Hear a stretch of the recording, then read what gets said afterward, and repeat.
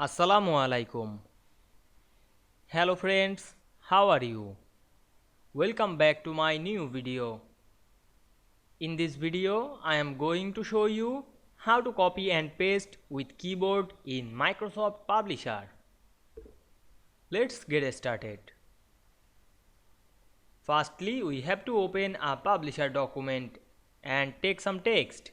Now we want to copy and paste using our keyboard. Firstly, select a text. Now I select the text, click and drag on our mouse. Now we want to copy this text, press Ctrl C on our keyboard. Then click the down side of this page. Now we want to paste this copied text, press Ctrl V on our keyboard. Then we can see we copy and paste with our keyboard using keyboard shortcut key very easily. You can apply another text to the same process. Select the text and press Ctrl C. Then go to another and press Ctrl V to paste this text.